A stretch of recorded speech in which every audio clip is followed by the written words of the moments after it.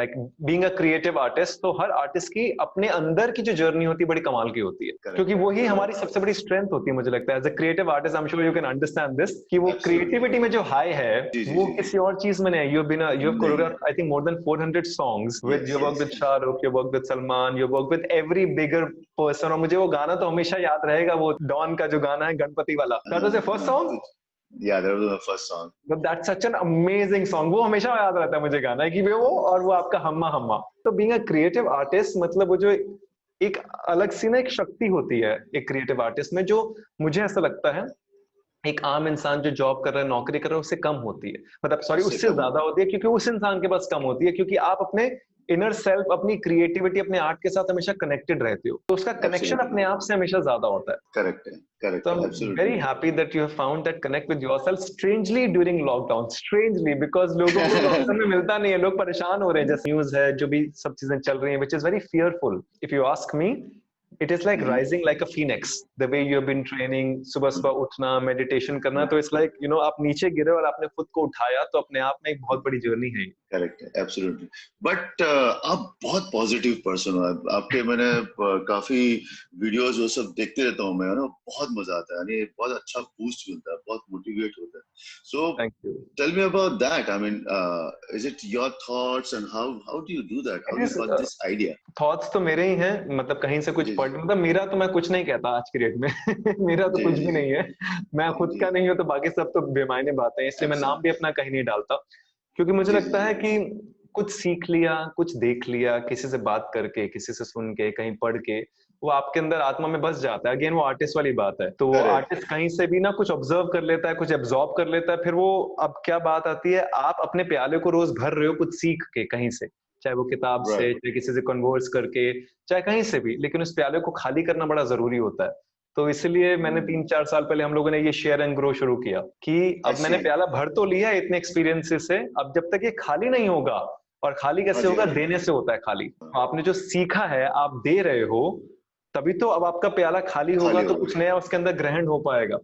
Correct, absolutely. ये learning and unlearning together है, मतलब मैं आपसे सीखता हूँ, आप मुझसे सीखते हो, और इट्स अ ब्यूटीफुल प्रोसेस। और ये भी अगेन बिकॉज नाउ आप हम कनेक्शन की बात की और वो कॉलिंग की बात की, I think it happened to me also one night, एक रात में कभी कोई भी जिंदगी में कुछ हो गया, और वो शुरुआत उसकी नच से हुई थी, नच बलिए से, कि नच में मैंने ऐसा कुछ बोल दिया था, लेकिन वो बात लोगों को शायद बहुत ज्यादा टच कर गई, और लोगों ने कहा कि उनकी लाइफ चेंज हो गई, लाइफ ट्रांसफॉर्म हो गई, उनका जिंदगी को देखने का नजरिया बदल गया। And then somewhere down the line फिर life took another turn, and अपने आप ही जिंदगी में कुछ चीजें हो जाती हैं, तो फिर मैं फ्लो करता चला गया उसके साथ। ओके।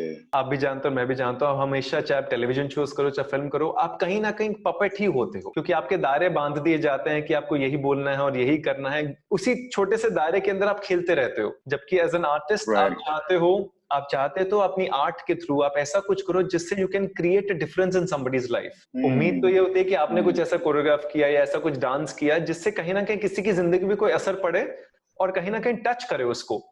लेकिन एज एन आर्टिस्ट आप थोड़े से दायरे में बन जाते हो, क्योंकि आप तो अच्छा करना चाहते हो, टेलीविजन में बहुत ज्यादा होता है। तो फिर जब ऐसा कुछ शुरू हुआ, लोगों से मिलना शुरू हुआ, अच्छा फिर एक चीज और हो रही थी, हम बार बार सिर्फ वही फिल्म इंडस्ट्री के लोग, वही टेलीविजन इंडस्ट्री के लोग, और ना कहीं वो शैलोनेस महसूस हो रहा था, बार बार एक जेन्युइनिटी महसूस ही नहीं हो रही थी, वही बातें, वही किसने क्या किया, किसने क्या कर दिया, कौन आगे निकल गया, कौन पीछे रह गया, you know how it works in our industry, सभी इंडस्ट्रीज में आजकल यही है। मैं उन सब चीजों से बाहर निकलना चाह रहा था, इसलिए मैंने सोचा एक काम करते हैं, लोगों से मिलते हैं, अलग अलग जगह ट्रैवल करते हैं, अलग अलग दायरे के लोगों से मिलते हैं, तो उससे ना सोच समझ जिंदगी बड़ी हो गई। जो जिंदगी एक बहुत छोटे से कुएं का मेंढक बन गया था। वाह वाह। आपका सुबह कितने बजे होता है, ऐसे क्या मेरा करते हैं? यूजुअली 5 बजे हो जाता है, मतलब कई सालों से अब तो 5:30 5 और ये कोरोना में भी मेरे दोस्त मुझे कहते हैं, भाई तू अजीब है यार, कोरोना में लोग 11 12 बजे उठ रहे हैं, तू 5 बजे उठ के करता क्या है? मैंने कहा भाई लेकिन अब वो क्या है ना, जो 5 बजे मुझे सुकून महसूस होता है ना Rajeev, I am sure you can understand it now, जो 3:30, मैं तो मेरे एक्चुअली इच्छा 3:30 बजे की है, लेकिन मेरी बीवी मुझे सोने नहीं देती 11 12 बजे से पहले, तो 3:30 बजे उठना बड़ा मुश्किल काम है। तो 5 बजे जब मैं उठ जाता हूँ, तो वो जो सुकून आपको मिलता है ना दिन का, वो नहीं मिल सकता कहीं और। नहीं मिल सकता, absolutely. I am sure you can feel it now. आज आपको लग रहा होगा, ये बात समझ में आ रही होगी जो मैं कह रहा हूँ, कि आप सही हो तो दुनिया सही दिख रही है, सही लेकिन दिखती जब है, आप सही नहीं हो ना तो दुनिया गड़बड़ाती हुई दिखती है हमें। एब्सोल्युटली खराबी दिखती है। अगर जो आपके दिमाग में वो सब सारी चीजें नेगेटिविटी चल रही, तो सारी आपको नेगेटिविटी ही दिखाई देगी। Absolutely right. जैसे कि काफी सारे अभी लोग बातें करते हैं, नीचे कोई मिल जाता है तो बातें करते हैं, तो उसमें भी मैं ढूंढता हूँ कि इनको कैसे मैं मोटिवेट करूँ या अपने स्टाइल में। ऐसा लगना भी, प्रीचिंग भी नहीं लगना चाहिए। हाँ, प्रीचिंग नहीं लगना चाहिए। हाँ, नहीं तो ऐसा बोलेगा ये क्या ये क्या ज्ञान बांट रहा है। ज्ञान बांट रहा है, एग्जैक्ट, पूछा भी नहीं है ना। तो काफी मेरे फ्रेंड्स हैं, काफी डांसर्स है, वो काफी देख के वो चेंज हुए हैं, और उन्होंने भी सुबह सुबह उठना चालू किया है, और लोग मुझे सुबह मैसेज भी करते हैं कि क्या बात है, beautiful. Yeah so I really like that. So they send me the pictures also कि उन लोग मेडिटेशन कर रहे हैं या जॉगिंग कर रहे हैं या साइकिलिंग कर रहे हैं। Yeah so I really like that. You are leading by example, it's so beautiful. Yeah I love that, you know, क्योंकि चलो ठीक है, हम जो बांट रहे पॉजिटिविटी बांट रहे, कोई अच्छी चीजें ही कर रहे लोग। सो I really like that.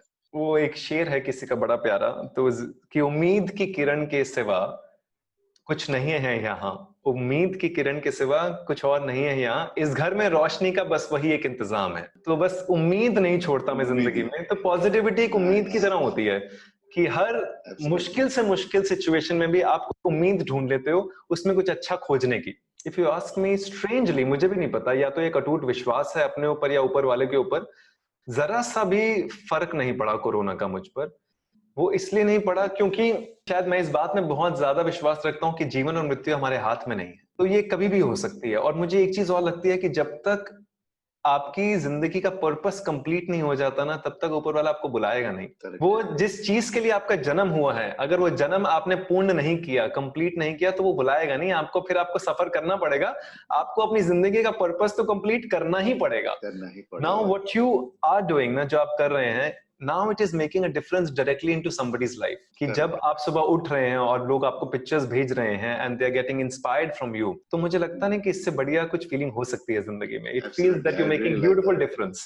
I'm so happy that ये बात निकली है, ये सुबह उठने की, और ये क्योंकि मैंने I saw the transformation in the face, I saw the transformation in the body and lot of hard work। Correct है। अभी ऐसा लग रहा है मैं I'm 45 now, और ऐसा लगता है कि मैं 25 से भी छोटा हूँ। इतनी एनर्जी है मुझ में, एनर्जी आ गई है। वो मुझे लगता है क्योंकि शायद सही दिशा अब मिल रही है। मुझे लगता है आने वाला जमाना और आज का जमाना सिर्फ क्रिएटर्स का है, मतलब प्योरेस्ट फॉर्म में आर्टिस्ट का है। यानी इसकी इच्छा है तो यानी कंप्लीट तो होने वाली नहीं है। आपके पास एक गाड़ी होती है, आपकी दूसरा नया मॉडल चाहिए। आप एक विशाल शेखर जो म्यूजिक डायरेक्टर्स हैं, उनकी एक बात मैंने सुनी बड़ी प्यारी, कि जब भी गाओ तो गाने की बात करते हैं वो, तो जब भी गाओ तो ऐसे गाओ कि उस्ताद गा रहे हो, लेकिन जब स्टेज से नीचे उतरो तो ऐसे सुनो कि जैसे शागिर्द सुन रहे हैं।